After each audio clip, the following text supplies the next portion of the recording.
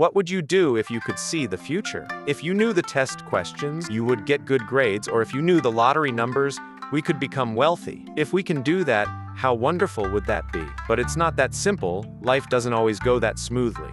The boy snapped back to reality after seeing a vision where the girl was going to get hit by a car. The boy tried to stop her, but accidentally touched her melons. The boy tried to explain, but was slapped and called a pervert. But for me, it was definitely worth it. But the boy is still glad that she didn't get into an accident. The boy's name is Ito Arase, who can see the future. He gained this power after nearly dying. Ito pondered the way he touched the girl. Although it was indecent, he still saved the girl's life. Ito, while eating, Koichi Ayako, his guardian, jokes of finding a man. Ito, after eating, is tasked of getting his new uniform for high school. While walking, Ito thinks on whether the visions are a nuisance or not. Then he gets a vision where two kids, playing, would bump into him. This allows Ito to dodge the kids. Instead, a girl is who the kids bumped into. The girl, feeling bad, decided to go after the toy and jumped into the river. However, the girl is unable to swim, making Ito jump as well to save her. The girl hands the toy back to the kids. Ito thinks how this all happened when he only wanted to get his uniform. The girl thanks Ito for saving her. He is not able to respond because he saw her bra. Ah yes, the underwear incident. The girl gets flustered and embarrassed. Because of that, she accuses Ito for orchestrating everything that happened.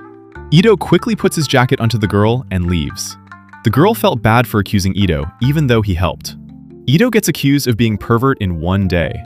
How sad. After everything that happened, Ito returns home, completely soaked and emotionally drained. Even his guardian, Koichi Ayako, is confused, wondering how he managed to get drenched just from picking up a school uniform. But Ito himself doesn't even know what to say. All he can think about is how his bad luck just keeps piling up. And with his first day of school coming up, he can't help but feel uneasy. Eventually, he decides to just sleep it off. Meanwhile, at school, Yuri Asagiri is still furious. She regrets not hitting that guy harder and swears that she will never forgive him. To her, he's nothing more than a pervert. Noticing her bad mood, Nanami Kuruse approaches her. She asks what happened, and Yuri doesn't hold back. She explains how she was harassed in public, even hugged by some random guy, calling it the worst experience of her life. Hearing this, Nanami immediately offers her support, promising that if they ever find the culprit, they'll make sure he pays for it.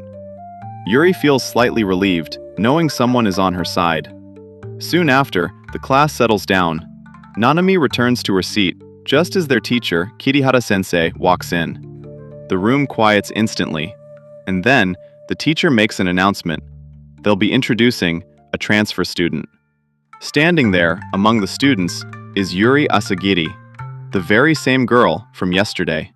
Her eyes widen in shock, quickly turning into anger, because standing right in front of her is the pervert she swore she would never forgive. And just like that, Ito's new school life begins, in the worst way possible. Ito transfers into a new school, only to realize that Asagiri, the girl who slapped him yesterday, is also a student there. When the teacher asks if she knows him, she immediately responds, "I don't know this pervert." Even the teacher jokes that this feels like the start of a romantic comedy, which, ironically, it actually is. Not long after, the teacher rearranges the seats, and somehow, Ito ends up sitting right next to Asagiri. It almost feels like the teacher is forcing a rom-com to happen. The moment they sit down, Ito can feel an intense glare. Unable to ignore it, he asks her to stop. But Asagiri still hasn't forgiven him for what she believes was molestation. Ito tries to explain that he was only trying to save her, but she refuses to believe a single word.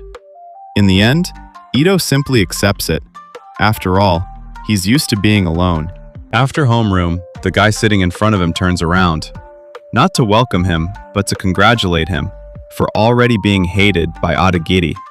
He introduces himself as Sasaoka Sosuke, and of course, he immediately asks why she's glaring at Ito like that. Ito then asks if Asagiri is famous, and the answer is obvious.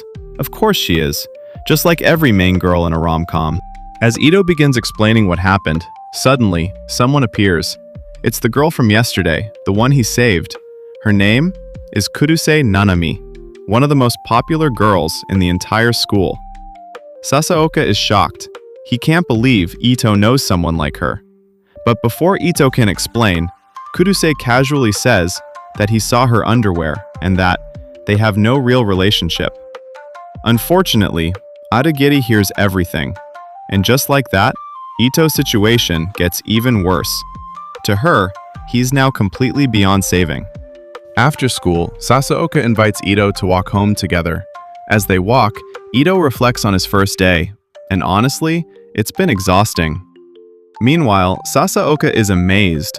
Somehow, on his very first day, Ito has already gotten involved with two of the most popular girls in school. As Ito tries to explain that he just wants to clear the misunderstandings, suddenly, he gets another vision. In that vision, both of them fall into a rice field. Realizing what might happen, Ito quickly changes direction. She accuses him of also molesting Kuruse. But this time, Kuruse steps in. She explains that Ito was only trying to help, but Asagiri still refuses to believe it. Instead, she assumes he only did it to see Kuruse's underwear. As the argument continues, they arrive at the place where Ito supposedly attacked Asagiri. She mentions that there was an accident involving a yellow sports car. And suddenly, Kuruse remembers something. There was an accident like that. A yellow car, speeding out of control, crashing into a utility pole. Hearing this, Asagiri begins to hesitate. Could it be that Ito was actually telling the truth? That if he hadn't stepped in, something terrible might have happened? She slowly turns around, and at that exact moment, she sees Ito walking in the same direction as her. The atmosphere is painfully awkward. Sitting across from him are Yuri Asagiri and Nanami Kuruse, and neither of them looks comfortable. Especially Yuri, who still hasn't forgiven him. Ito can't help but wonder how things ended up like this. All he wanted was to avoid the future where he falls into a rice field. But instead, he ended up getting dragged into this situation. Just then, Kuruse cheerfully reminds everyone how they even got here in the first place. She was the one who suggested they hang out, and without hesitation, she decided that Ito would be the one paying. Yuri didn't refuse either, but only on one condition, that he buys them something sweet. Back in the cafe, Kuruse encourages Ito to speak up and hints that this is his chance to apologize to Asagiri and fix the misunderstanding. But before he can even begin, Yuri casually mentions how much she likes this cafe, saying it's comfortable. And that the manager is kind. Hearing this, Ito freezes, because this place isn't just any cafe, it's his home, and the person running it is his guardian, Ayako. Trying to shift the mood, Ito notices that Yuri hasn't touched her dessert. Meanwhile, Kurose is already enjoying hers. Taking a bite, she lights up immediately. This is so good. Watching her, Ito can't help but think she looks kind of cute. But before he can relax, Yuri snaps at him, telling him to stop staring like a pervert. And just like that, the tension returns. Realizing things won't change, Ito finally makes his move. He calls out Yuri's name, and suddenly bows his head. "I'm sorry." The sudden apology completely shocks her.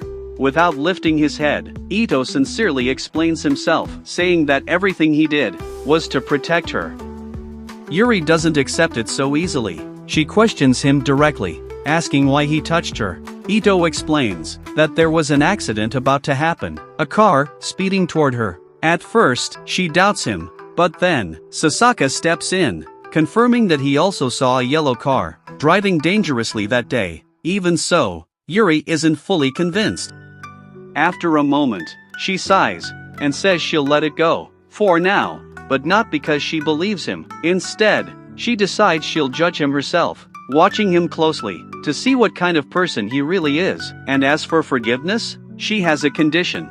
He has to treat her to the cafe's parfait 10 times. Only then will she consider forgiving him. Just when things seem to calm down, Kuruse suddenly smiles, thinking everything is resolved. But both Ito And Yuri immediately shut that idea down. As the conversation continues, the group discovers something surprising. Ito actually lives at the cafe, and just as they're about to leave, Ayako appears. She warmly thanks them for being friends with Ito, even though Yuri never really meant to become one. But hearing Ayako speak, she starts to see things a little differently later. As Ito struggles to manage the cafe alone, Yuri quietly watches, and for the first time, she begins to wonder, maybe there's more to him than she thought.